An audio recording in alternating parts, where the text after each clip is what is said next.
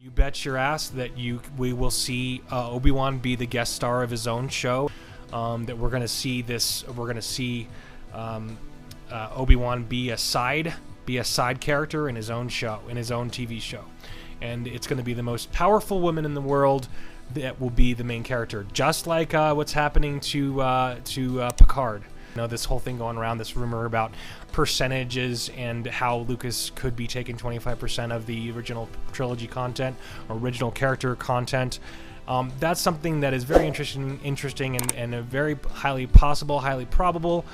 However, I'm not ruling it out that that's not the case, because I think that they are still just fulfilling their agenda. I think they still have an agenda, and as the agenda is propelled forward, I really think that that even if this one piece of information hadn't been let out or whatever, or wasn't true, that I think that it's more likely that that it's just their agenda. I think that I'm actually leaning towards that it's more than likely the agenda. I don't know. I could be wrong. That said, if they don't start getting their stuff together, things are going to start really turning around. I've said this before, and I'll say it again. I'm going to say it one more time.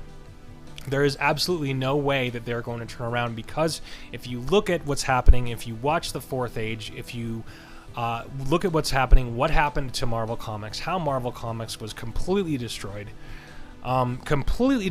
They still view, those feminist writers still view it as a success. This is a success for them because they've been able to get their message out, even though their message may have gotten to a few people who already agreed with them, or maybe they changed some minds. Maybe they got some people to think, to like identity politics in their comics. That's good for them. That they see that as a win. That is still a success. They still see it as a success, and it's going to continue to spiral. It's going to continue to go downwards. It's going to continue to triple down, and they're going to continue to do this.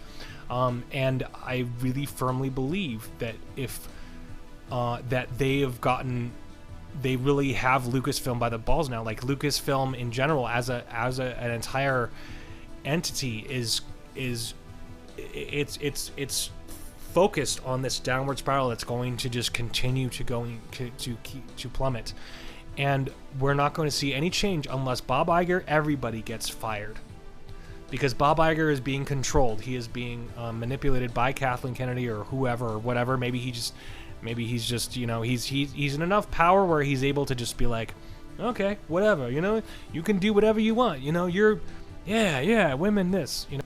What about good entertainment? What about quality? And I think that in general, if there's nothing is going to stop this. Nothing's going to stop this from going until everybody is just gone out of there. That's just really, I feel like that's really what's going to happen. If anything is to change, everybody's got to go. I love Obi-Wan Kenobi. I love him as a character. If he is not the main focus of the story, I am done. I am gone. And I mean, I'm boycotting Disney as we speak now. I don't want to support them for any reason at all whatsoever. I don't care. Screw them. They will never understand what they have done, and they feel like what they have done is a success. That's the bottom line. We see it as a failure, but I really feel this strong. I feel like they feel like, okay, we missed this much money, but look at what we've done. Look at the product we made. It's like they still think that it's somehow good. They still think that. They will not stop. It's going to continue. And so that's why it's our job to, even though they're going to try to get us pumped up, they're going to get us pumped up for November. The Mandalorian's going to come out. They're going to announce Obi-Wan Kenobi series, even though it's written by a feminist writer who doesn't even know Obi-Wan Kenobi, or just barely saw the prequel trilogy for the first time, probably like last week. And it's going to be just like a disaster. That is my assumption. That's my assessment. That is my prediction. And I foresee that happening. I do foresee that type of thing happening. And they've got to make us believe that that's not what it's going to be. it's their job to prove to us that that's not their agenda, that's not what they're going to do. But I really feel like that's what it may end up being. I don't know. What are your thoughts? Forgive this rant. They're not going to stop. They're not going to stop. And if I know that a lot of channels are like, okay, I'm taking one for the team. A lot of channels are doing that. And I'm going to be honest right now. I don't think I can boycott The Rise of Skywalker just because I have to see it. If Luke's in the movie, I have to see it. Because I love Luke. Luke is my guy, man. Luke is the reason I love Star Wars. Without Luke Skywalker, I would not be, I wouldn't care. Well, I do care. I mean, but you know what I mean. You know what I'm trying to say. I view it as an extremely important part of this whole thing, and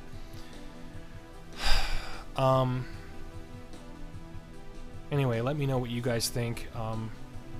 I'm really curious as to see what would happen with Obi-Wan. I love his character. I just don't want him to mess it up. I don't want them to mess it up. And I know they will.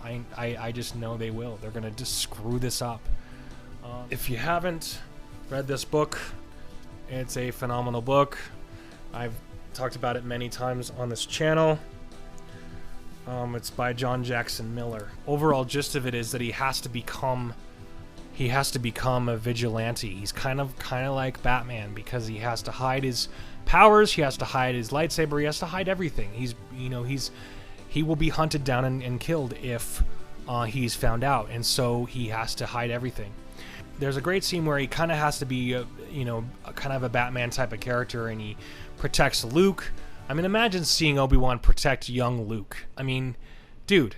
I mean, there's great comics. There's little snippets of comics that are in the canon now where Obi-Wan is protecting Luke just like Batman, and Luke is trying to get home or whatever. And anyway, I just hope that they would at least, if they do a story about Kenobi, just please read this book. It goes into the history and the detail of the Sand People, of the Tusken Raiders, and how and why they ended up there, their whole culture, and there's actually a protagonist who is in the Tusken Raiders, and there's a character, there's a guy who is kind of working both sides, and he's a guy who owns a lot of clout in the area. And he is kind of just kind of playing both sides and kind of hustling everybody. And it's kind of a crime. It's kind of a crime drama. But by the end of this movie, you have Obi-Wan Kenobi saving that guy, the evil character, the character who's messing everybody over, and saving him, and then fighting a crate dragon in the desert. I mean, like, what else could you ask for him? It's just really fantastic. So, anyway, let me know what you think. Do you think that they're actually capable? Well, we all know that they're capable of making something good.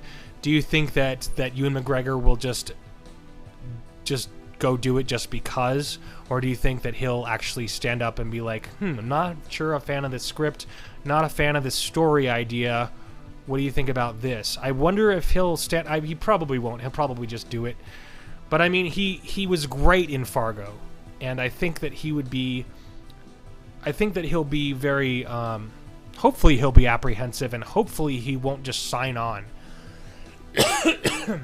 I'm hoping that he'll read the script first. I'm hoping that he will be full of integrity and kind of thinking ahead and kind of. More apprised to what is going on right now with Star Wars, and kind of understanding what has happened with it and where it's going now.